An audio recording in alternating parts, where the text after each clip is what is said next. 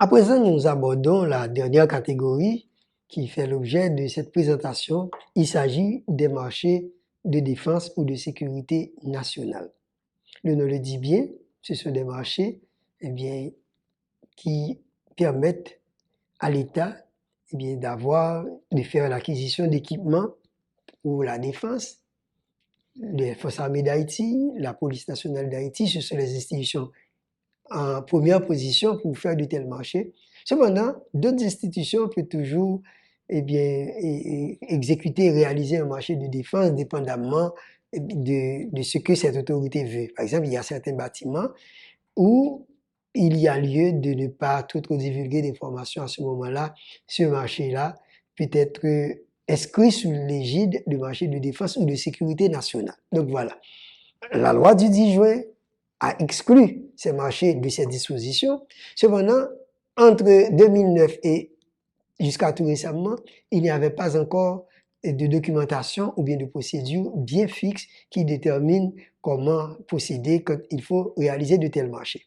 Alors, à l'article 96 plutôt de la loi du 10 juin, nous lisons cette disposition transitoire. En attendant l'adoption et la publication de la loi prévue à l'article 1 de l'article 3 de la présente loi, loi du 10 juin 100 ans, l'exécutif déterminera par arrêté les marchés intéressant la défense ou la sécurité nationale.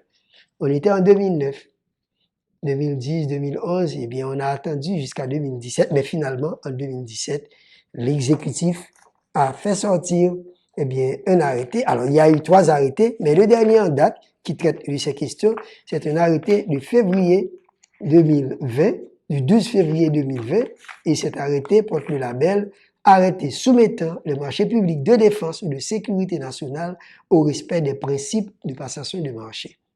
Donc, cet arrêté est venu résoudre le problème. Mais qu'est-ce qu'il dit, ce dernier arrêté? D'abord, à l'article 2, nous avons une liste de marchés pouvant être inscrits sous le label marché de défense ou de sécurité nationale. Je vous donne quelques exemples.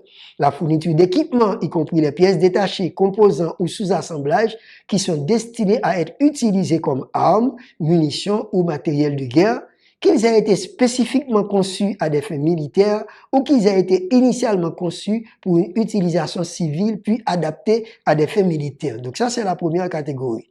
Par exemple, comme 7e catégorie, des activités de recherche et de développement, de coopération entre États, des activités et services de renseignement, des marchés portant sur l'étude, la conception, la construction, la supervision et la réhabilitation d'édifices et de bâtiments relevant des 3 pouvoirs de l'État et présentant un cachet de souveraineté nationale. Donc, comme je vous le dis, il y a 12 types de marchés qui sont listés à l'article 2 et ce sont ces marchés que l'on appelle marchés de défense ou de sécurité nationale. À l'article 6, on cite les organes qui interviennent dans la passation et l'exécution de ces marchés. Il y a bien entendu l'autorité contractante, il y a également le ministère de l'économie et des finances, il y a la CNMP, il y a la Cour supérieure des comptes. Alors, j'ai bien dit que ces marchés ne relèvent pas des dispositions de la loi du 10 juin. Mais cela ne signifie pas que, eh bien, la CNMP est mise et hors jeu. Non, la CNMP intervient, mais pas comme elle savait le faire, ou bien pas comme elle sait le faire pour les autres marchés. D'ailleurs, je lis pour vous à l'article 6, 2e alinéa, les organes intervenant dans le processus de passation des marchés de défense et sont, 2e groupe, la Commission nationale des marchés publics qui donne son avis conforme sur la procédure utilisée. Donc, vous voyez, la CNMP donne un avis conforme sur la procédure utilisée. Et il y a également la Cour supérieure des comptes et du contentieux administratif. Vous qui êtes dans le secteur des marchés publics, vous savez très très bien que pour les autres marchés, eh bien, la CNMP ne donne pas un avis conforme sur la procédure. La CNMP intervient en amont et pendant le processus et même à la fin du processus. Tandis que pour ces marchés, non, ce n'est pas le cas.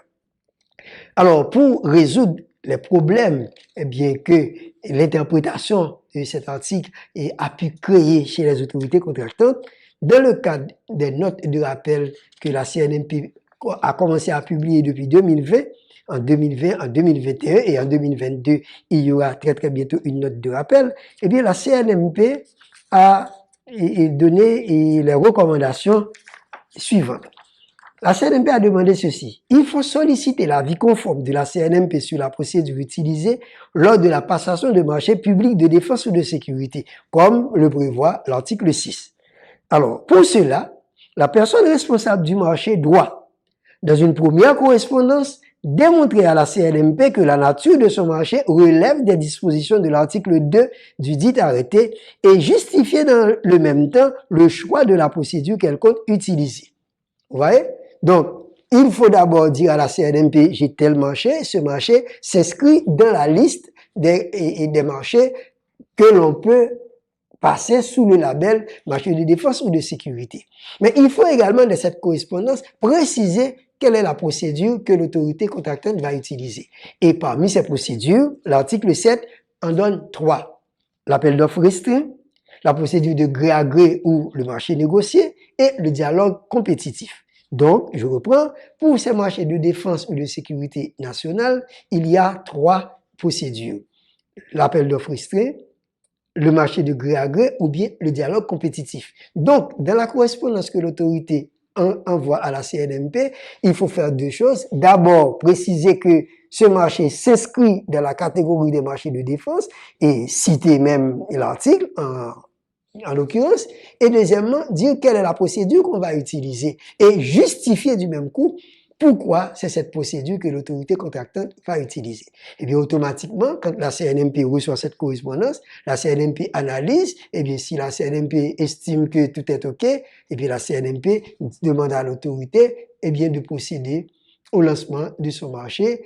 Et à la fin du processus, quand l'autorité a fini, eh bien, de sélectionner l'entreprise qui aura exécuté le marché, eh bien, l'autorité va transmettre à la CNMP et tous les documents issus du processus et solliciter l'avis conforme sur la procédure utilisée. Et dès que la CNMP a donné cet avis conforme, le courrier retourne à l'autorité contractante et c'est l'autorité contractante qui va finaliser comment en signant le marché avec le titulaire et en transmettant elle-même le marché à la Cour des comptes. Bien entendu, quand la Cour des comptes aura donné eh bien, son avis favorable, l'autorité contractante est invitée à transmettre à la CNMP un exemplaire de ce marché qui sera gardé par la CNMP pour ses archives. Donc, cette présentation aura le mérite de vous faire voir exactement les dispositions à appliquer lorsque des marchés ne sont pas astreints aux règles précisées dans la loi du 10 juin 2009. Donc, nous avons parlé dans un premier temps des marchés financés par des bailleurs et vous avez vu que dans ces marchés, certains peuvent être soumis à ces dispositions, tout dépend de l'accord de financement et d'autres non. Donc, quand il faut tenir compte des dispositions de la loi du 10 juin, alors pas de problème, mais dans les cas exceptionnels, à ce moment-là, vous faites ce que le bailleur a exigé et ce que le bailleur a exigé est déjà prévu dans l'accord de financement. Et nous avons vu aussi les marchés à réaliser sous l'égide de la loi sur l'état d'urgence et ce sont des marchés dans lesquels il y a parfois quelques petits désordres, alors disons qu'il y en avait, mais avec disons, la sortie de l'arrêté du 30 août 2017 qui montre ce que les autorités contractantes doivent faire afin d'avoir une banque de données, nous pensons que ça va résoudre plus ou moins le problème. Et en dernier lieu, nous venons de voir les marchés de défense et de sécurité nationale. Alors, le rôle de la CNMP, comme vous le savez, c'est de vous accompagner. Et c'est pour cette raison que si une autorité contractante a quelques difficultés d'interprétation ou bien d'application d'une disposition, soit de la loi, soit d'un arrêté, eh bien, il suffit d'appeler à la CNMP et on va prendre rendez-vous avec un technicien qui se fera un véritable plaisir de travailler avec cette autorité contractante. D'ailleurs, vous êtes bien au courant et le coordonnateur de la CNMP le dit toujours, la CNMP n'a pas de porte. Donc, on vient et la CNMP vous accueille toujours à bras ouverts et personne ne sort de la CNMP déçu. Donc, je vous attends et je vous donne rendez-vous très bientôt et lors du webinaire durant lequel vous aurez l'occasion de me poser toutes sortes de questions. Merci, à bientôt.